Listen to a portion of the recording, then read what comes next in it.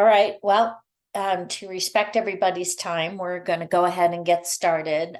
We do have the slide deck that we are using up on Joint Initiatives UPK page. You can follow along with that, or you can download it and use it to access links that are referenced in here. Good afternoon. Thank you for joining us. My name is Noreen Landis Tyson, and I am part of the JIUPK team, which is made up of Shea Almonte, the Foundation's program director. She's not with us today. Heather Mayhew and Carla Rivera Ramirez, who are family resource navigators. And Drew Drescher, who is on this call and is monitoring the chat for us today, and Ryan Berry, who is our data specialist, who you'll be hearing from in a couple of minutes. So that makes up the JIUPK team. Our agenda is to go through some numbers of UPK in El Paso County, update you from the Department of Early Childhood, and answer any questions you may have about that update. Then Yesenia Torres from DHS and I will talk to you about how UPK and CCAP works together in El Paso County. And then we're going to talk about dates and times from future roundtables and ask any or hope to answer any additional questions that you may have. So we are planning to start to do these monthly. And CDEC is providing us with a slide deck that they want us to use every month. Obviously, it will change. And that will be a part of these monthly updates. And their intent is to make sure that providers have the opportunity to get the same information across the state and to have the opportunity in real time to ask some questions or get clarification. So partway through this, we will start, as a matter of fact, in just a second, we will start to use the CDEC slide deck and talk to you about what they would like you to know. But we're going to start first by having Ryan give you a picture of UPK by the numbers in El Paso County. All righty, well, good afternoon, everybody. Again, my name is Ryan. I'm the UPK data specialist.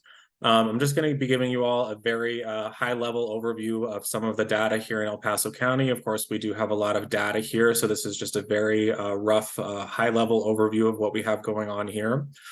So in El Paso County, the total number of registered UPK providers is 175. We have 79 private child care centers. We have 68 school district-based programs with all of the public school districts in El Paso County are currently participating in UPK in Colorado. We have 28 family child care homes in El Paso County that are registered as providers.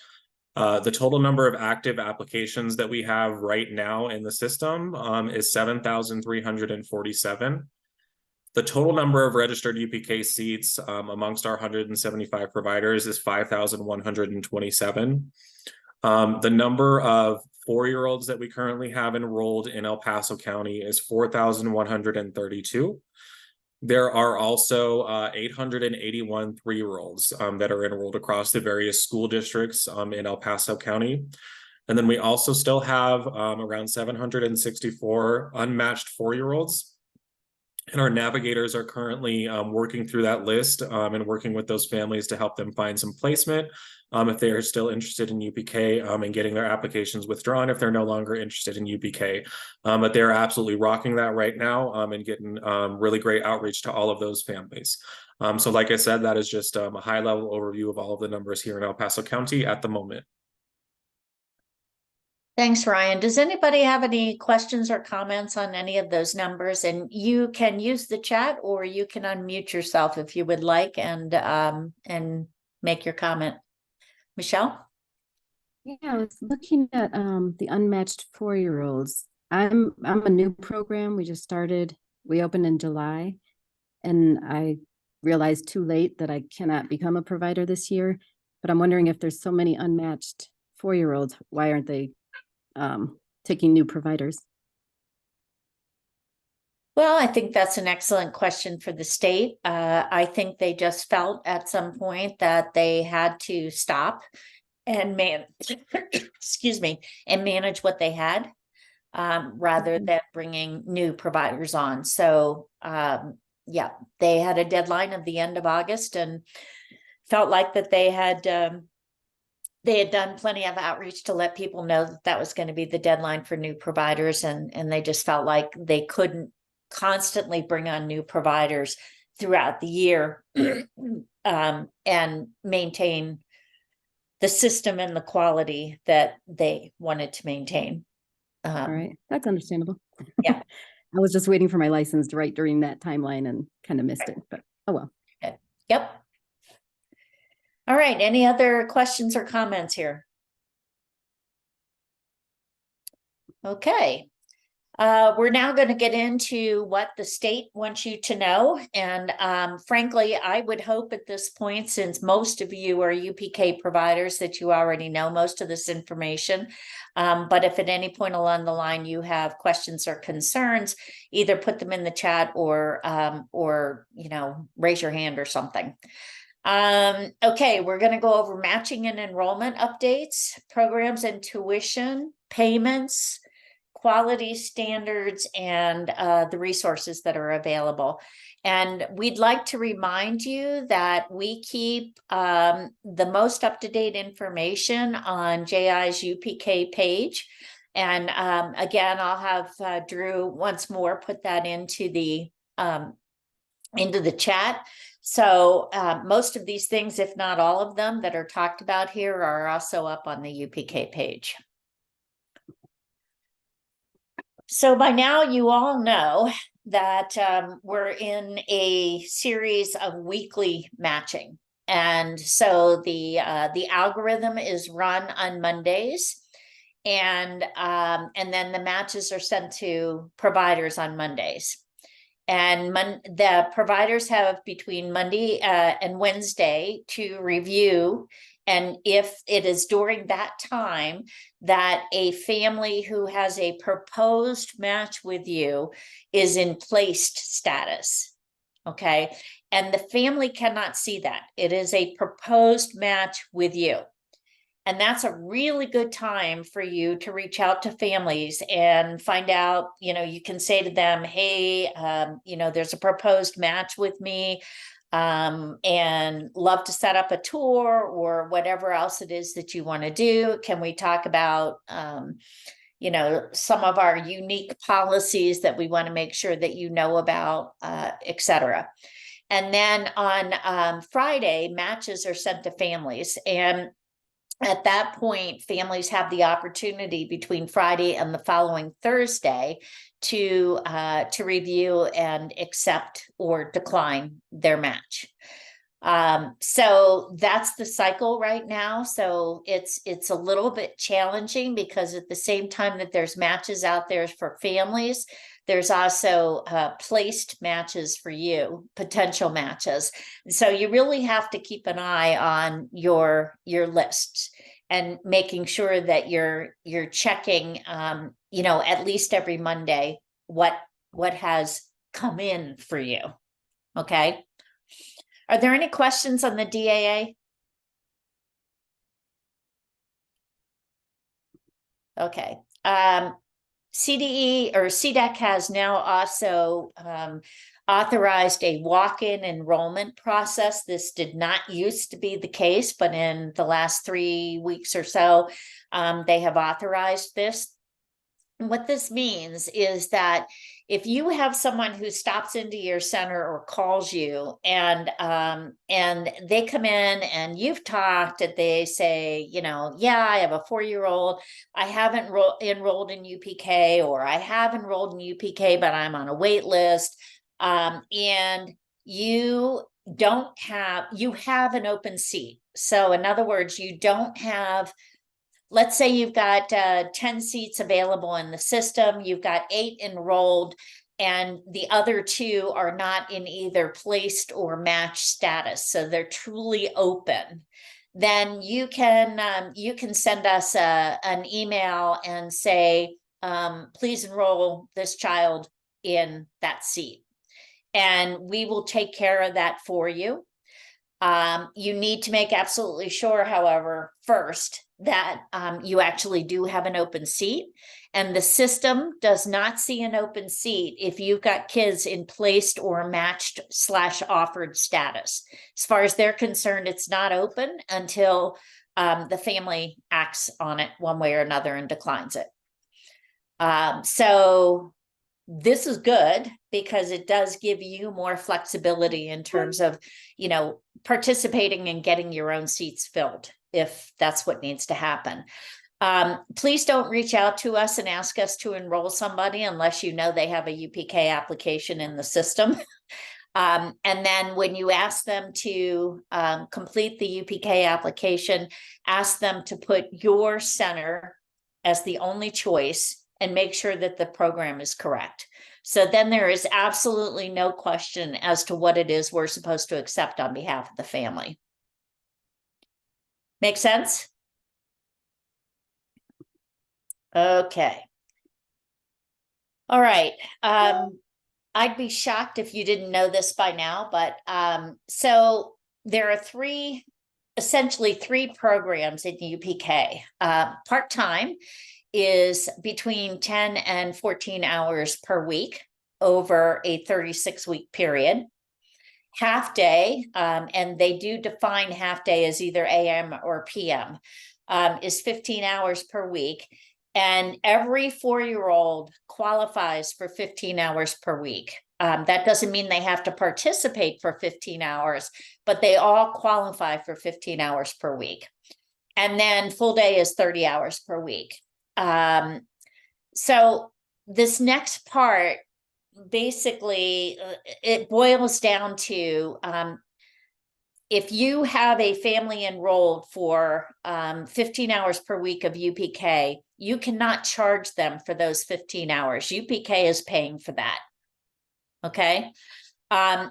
However, if you have a family that is enrolled for more than 15 hours and they only qualify for 15 hours of UPK, you can charge for the rest of those hours, but it has to be a published tuition rate. So you have to have that published. And obviously it needs to be the same for everybody. So any questions on that?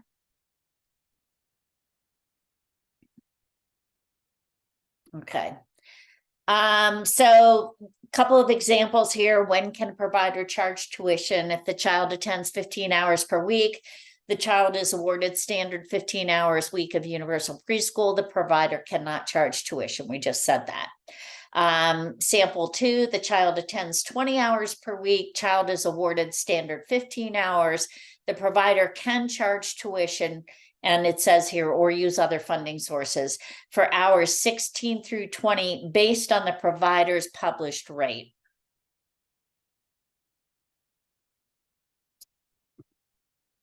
Okay, so provider payments for 4-year-olds. Again, those of you who are participating in UPK, you should be very familiar with this by now.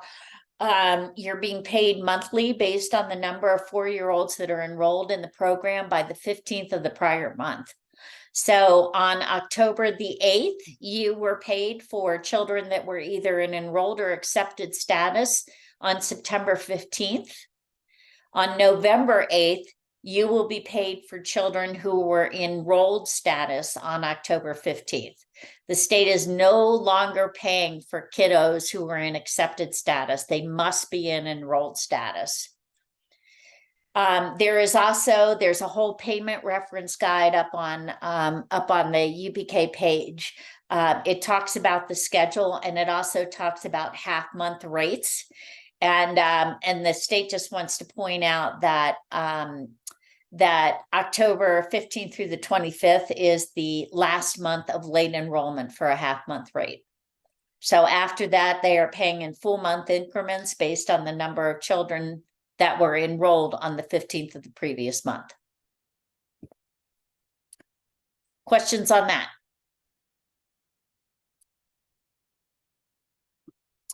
Okay. Funding eligibility. we talked about the fact that 4-year-olds will receive up to 15 hours per week of universal preschool. Any additional hours above that are based on a family being one eligibility factor being low income. That must be there.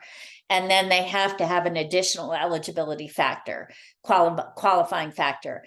Those are experiencing homelessness, being in foster care, being a dual language learner, essentially, and then having an IEP. And those are the only reasons that a family would qualify for an additional 15 hours. And so that's, obviously 30 hours. And you do have the ability to charge beyond those 30 hours if a family is attending more than that.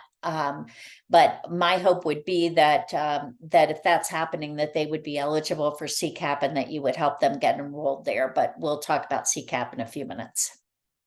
Questions on that? Okay. The ever popular topic of 3-year-olds. So the UPK system was designed to serve children the year before kindergarten. Because of what we had previously in the Colorado preschool program, which served both 3 and 4-year-olds, the legislation also allowed for 3-year-olds to be served, but only through their school district, their home school district. So through UPK, obviously, families of 3-year-olds can enroll their children any way they want in a tuition seat. But if they want UPK support, it has to be through the school district. And they have to have at least one qualifying factor. And I already talked about what those are.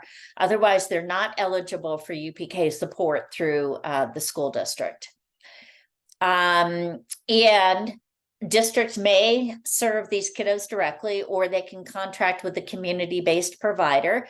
And that contract is between the district and the community-based provider, although the district does need to attest to what they are sending through to the community-based provider.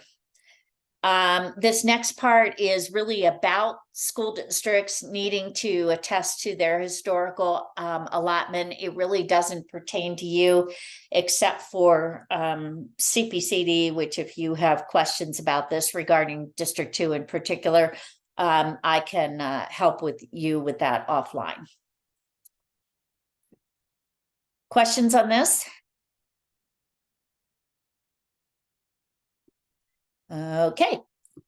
All right. Now we're going to talk a little bit about something that's in progress, the quality standard development. So you all know this year that the only requirement that you had to be a UPK provider was that you had to have a childcare license in good standing for the first year. Over this time, there is a stakeholder group that is getting together and making recommendations to the Rules Advisory Committee and to Dr. Roy, who is the head of CDEC, on the quality standards that will be used for next year. Okay, so here's where they are in the process at this point. So there was a survey that went out. There were a bunch of crosswalks that were done. And then that resulted in a draft universal preschool quality standards summary. And that is up on our website. So please take a look at that if you're interested. And there is also information about how to provide feedback on that. Those will then go to a process where a group of folks at the same time are building a resource bank. And this is the opportunity. This is what's going to go. This is going to be the basis of supporting providers in meeting whatever quality standards come out. And we, as the LCO, will be expected to provide you all with technical assistance in doing that. So we'll use the resource bank and figure out how we're going to assist you in meeting or exceeding the quality standards. The goal is to have the universal preschool providers begin implementation of the quality standards in the fall of 2024. So that is coming up. And I will assure you that you have the opportunity to decide between this year and next year that you're in or you're not. And so keep an eye on the quality standards. But I also know that the state is not going to legislate what curriculum you have to use. They will ask you to use a research-based curriculum, but they're not going to tell you which one. So there's going to be a lot of opportunities and support here. The point is to try and make sure that the UPK time that is provided to children is of the highest quality, no matter what the setting is. So there's 3 areas in the quality standards. One is, of course, instructional practice, which you would expect. The second is around comprehensive services, healthy development of the child. And the third is around family and community engagement. So this isn't anything that should be a surprise to any of you. And again, this is going to be phased in over time. And I really do think that the first thing that, well, I know that the first thing that the state is going to address is really instructional practice. And everything else will be supported and phased in over time.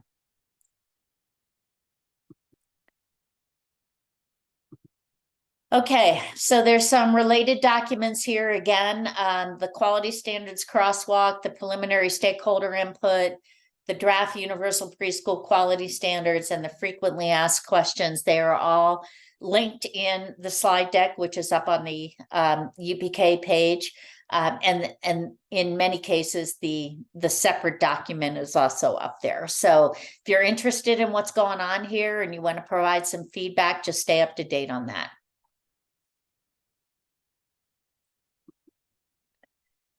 So here's some opportunities to engage. As you can see, it says here, once the draft rules for the proposed UPK quality standards are developed, the program will email and post the draft rules to solicit additional stakeholder feedback before the draft rules are reviewed by the Rules Advisory Council during the early part of next year.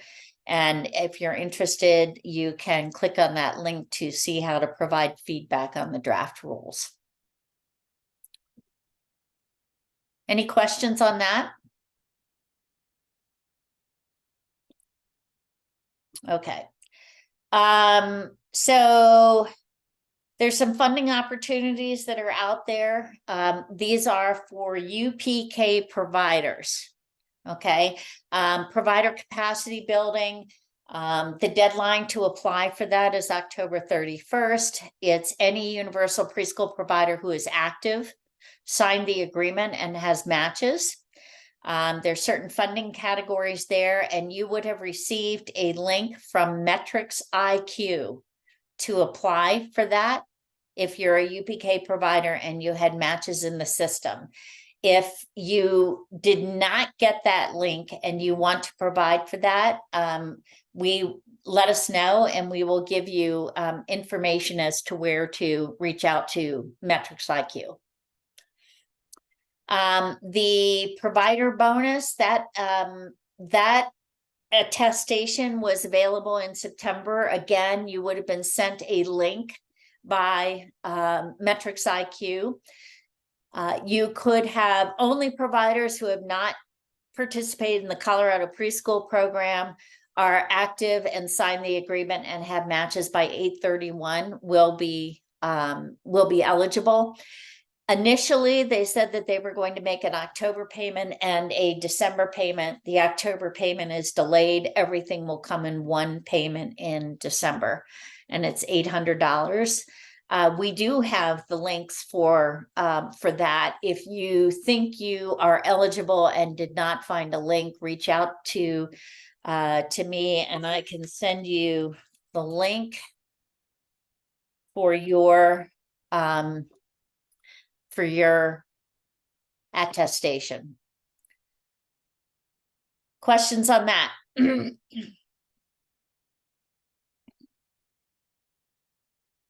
Okay. Cool. So there's some additional resources here. We're about to move into to the CCAP and universal preschool piece, but yeah, we'll talk about that. But here's some additional resources that CDEC wanted you to know about. So before we move on to introducing Yesenia Torres from DHS, I'm wondering if you have any questions on anything we presented so far that you need some help with.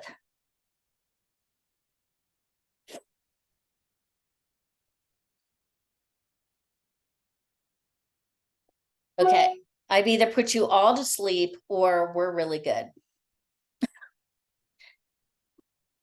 Okay, so I would like to introduce you to Yesenia Torres, who it can introduce herself. She is here on behalf of the Department of Human Services, and we're going to talk about how CCAP and UPK go together. Now, I know that this is a difficult chart to read, which is why I would suggest, if you can, that you look at it on JI's webpage, because it's up there, and follow along with us. Yesenia. Thanks, Noreen. Hi, everybody. My name is Yesenia Torres. I'm the program manager with El Paso County Department of Human Services. I do some program management oversight for the Colorado Child Care Assistance Program that I'll be presenting here to you today alongside Noreen with UPK and kind of how they go together. I will just say that the CCAP program is funded by various sources. It is a subsidy for families. And lastly, I just want to share with you all that I am representing program eligibility. And what that means is that families who submit an application for the subsidy, my team does oversight for that. We process the initial application, we determine eligibility, and we approve those program benefits. Should you have any questions related to your fiscal contract agreement, financials, missed absences, things of that nature, I'm certainly happy to take those questions back to the team who processes that and follow up with those answers to Noreen that she can share back with you at a later time. So thank you. So Yesenia, let me ask you a couple of questions here. Can a 4-year-old child be enrolled in both UPK and CCAP? Yes, absolutely. So the CCAP program is a means tested program. And what that means is that the family does have to meet income requirement as well as activity requirements. So if the family is meeting both of those criteria, along with the other factors that qualify them for the child care CCAP program, then they can be approved. UPK is provided they're 4 years old, they're automatically approved for that. Okay, so why would a provider want to encourage a family who is on CCAP to also enroll in UPK? Great question. If I were a provider, I would want to encourage my families to duly enroll, especially because, for example, if a family is eligible for UPK and then they also meet the eligibility requirement for CCAP, once UPK is done with, the child is not rolling into their year 5, CCAP is still in place. The family will be able to have continuity of care for that child. And so there's the benefit that way. In the opposite respect, if CCAP, for some reason, the family falls out of qualification for the CCAP program, they still will able to have continuity of care, at least for that 4-year-old, because they're already enrolled in the UPK program. So is it, so what UPK is free to families for the first 10 to 15 hours, depending upon what it is they're qualified for, right? And it could be 30 hours. How, in terms of cost, does CCAP, how does that supplement, or is it supplanting? How do those work together in terms of cost? Perfect. Thank you. Great question. So with our families that are also enrolled in UPK and then find themselves eligible and qualified for CCAP, we're going to pay providers based on what the family is requesting. If a family is asking for part-time care, we will pay part-time care. If the family is requesting full-time care, we will pay full-time care. Families are eligible and enrolled for up to 12 months at a time unless their activity indicates otherwise. We do have some families that may be in an eligible activity that is limited to 13 weeks of them job searching, for example. So there is some limitation there. However, otherwise approved for up to 12 months based on what the family is requesting, and we will not update or edit their 12-month of approved enrollment until it's time for recertification. Okay.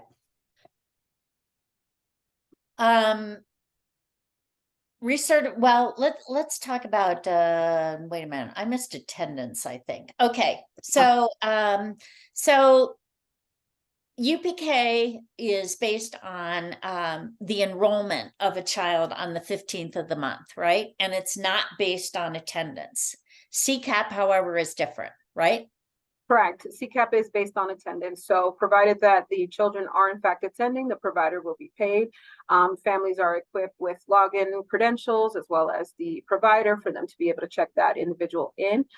Should the family have a need for the child to have an absence, the CCAP program does in fact cover up to 7 absences for those kiddos. So there's additional added benefit there for the family should they have to be out. Okay. So let's talk about recertification. You talked a little bit about it. You know, UPK is done on a year before kindergarten basis, basically, you know, applying, etc. CCAP is a little bit more complicated or detailed. Yeah, so when it comes to qualifications or certification periods with the CCAP program, families are generally approved for 12-month periods, and they can swap providers while they're locked into their 12-month period if need be. The only time you'll see a family approved for more than 12 months is when we're aligning their approval to Head Start dates, and so that then you'll see that go a little bit further out. And as I mentioned earlier, there could be instances where families have an activity that is not qualifying them to remain on benefits longer, on the CCAP program a little longer, but it's generally based on generally most families are approved for 12 months at a time. Okay. So Jasenia, is there anything you want to add to this that I didn't cover that you think would be helpful to the folks that are on this call? Definitely. So as you all are aware, UPK is in its first year. Some might say infancy. I might say adulthood at this point with how fast this has gone through. But I did want to make sure providers know at the county level, we are not editing or adjusting any family cases just yet to reconcile whether or not they're active UPK or not. At this point in time, if families share it with us, the only time we're going to edit their case that they have been approved for with CCAP program is if it's a benefit to the family. If there's a negative impact to the family, we're not going to make any edits or adjustments. So it's really a good time to be a UPK provider. And if your family so happen to qualify for CCAP or are receiving it, it's really a good time, especially because no matter what, at the end of the day, as I mentioned, there's gonna be a support for continuity of care, which is like the utmost important for these kiddos. So right. And since since UPK runs for 36 weeks, there's certainly a summer month that, you know, CCAP is going to cover if there's the authorization for that or the certification for that. So certainly don't want to do, it's a one or the other situation, right? correct, yes. Okay. All right. Does anybody have any questions on this or anything that is confusing to you that maybe Jasenia can help with?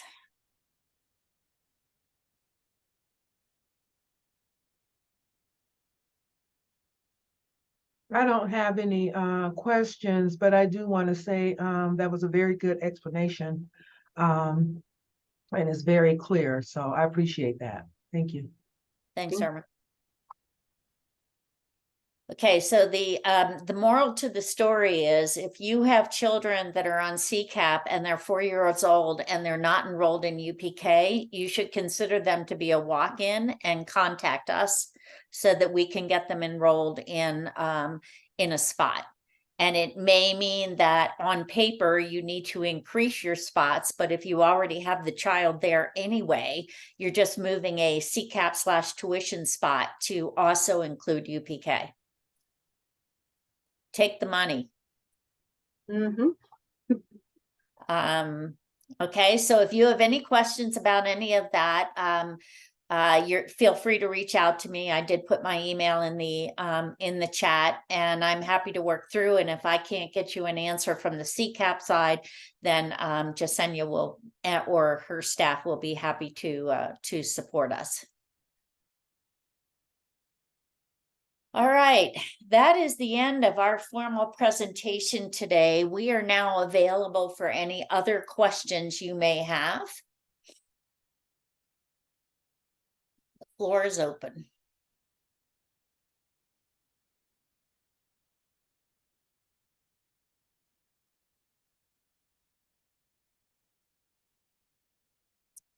Okay, if there are no questions, I will wrap this up by saying that the state has started planning for year 2. They're doing it on a very high level right now. And some small things are trickling down to us, but nothing has been decided at this point. I can tell you that the entire application system is going to be reworked, but I don't know how that is going to be reworked. I just know that they are revamping the application system. They are, we have an in-person meeting of the LCOs from the Southeast region on November the 6th. And we will be spending an hour and a half talking about the things that we think went well this year and the things that really need to be addressed for next year. So if you have any thoughts in terms of what you would like to see changed, or you thought went well and don't want them to change it, please go ahead and send those to me. Myself and Ryan will be attending that meeting. And I'm looking forward to providing them with some feedback on your behalf.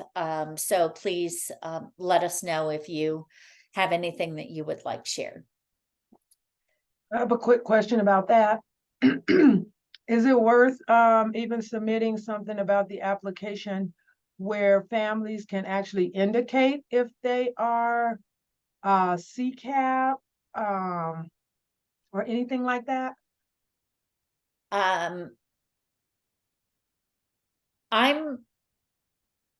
Would that be helpful to you? It would be helpful to me, yes. Okay. Because that is one of the questions. And when it first rolled out, parents was really confused about the hours that they were getting, even though they were in a full-time childcare center. And so that got kind of complicated at the beginning. So it's kind of nice that we were able to look at that application to get more information on how the families plan on, because like they only get the 15 hours. So Right. they really needed more, but they didn't qualify for more.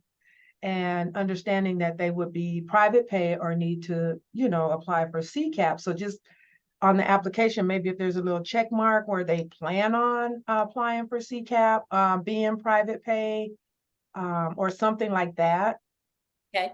would be kind of, helpful for me anyway. Okay. Good to know.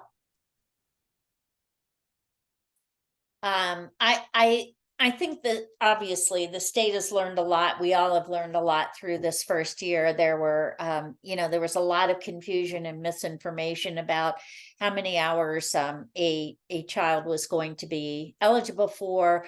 There was a lot of information out there thinking that every 4-year-old was going to be eligible for 30 hours. And obviously that's not the case. The state certainly couldn't afford that. Unfortunately, though, they made the determination as to who would be eligible for 30 hours a little bit later than I think, would have been a little bit more helpful. But the plane is definitely being built as it's being flown. And so hopefully it will be built a little bit better prior to 2024. We have also asked for a rough timeline from the state in terms of when providers will need to commit to being a UPK provider and when they will need to register their sites and their programs, etc. This past year, it was hurry up, get it done by January 17th, and then more information continued to come out and people needed to make changes, and those changes took a long time to make and they were difficult to make. So that has to be avoided this year. We've been really, really clear about that. And the state has said that that they will be testing all sorts of things before they put it out there. So we have asked for a timeline so that you all have the ability to be able to plan. And we are also going to offer some one-on-one assistance, if that's what you want, to be able to sit down and really talk about how to maximize your business and your income with UPK, and which programs you should be offering and why you should be offering those programs long before we get to the point where you have to commit. So you'll have the opportunity to have those discussions should you choose to. Okay, we have been asked to do these monthly, and so we will be having one in November. I'm interested in whether you think 1 o'clock is workable for you. We're doing 11 o'clock school districts, 1 o'clock centers, and 5:30 family childcare homes. So does 1 o'clock work for you, or is there a better time of the day that to do this? Thanks, Liz.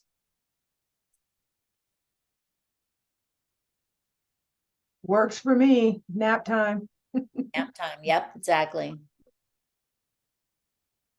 Okay. Great. Thank you all.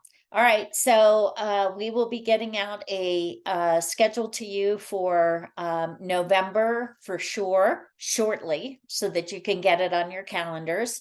And there will be a part of this will always be an update from CDEC. They put together the slide deck and we present it. And then the other half of it will be some kind of a special sort of presentation, like what we did with how UPK and CCAP works together. So if you have any thoughts as to something you would like that other half to be focused on, please let me know, and we'll do that. I think November, more than anything else, is going to be preparing for 2024 and start to talk about what that might look like, to the extent that we have information. With the recordings, are we going to have access to the recordings since you're recording the meetings? Yes, they're going to be up on JI's UPK page. Okay. You should have that bookmarked. That is where everything is. Okay. Okay. Okay. Any other questions or comments? Hopefully this was helpful to you.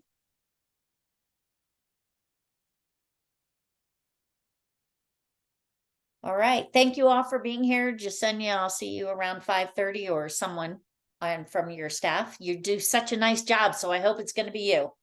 So. You, Nori. I'll be there. I think Okay. the team will be there too. Thanks. Thank you, everybody. Bye.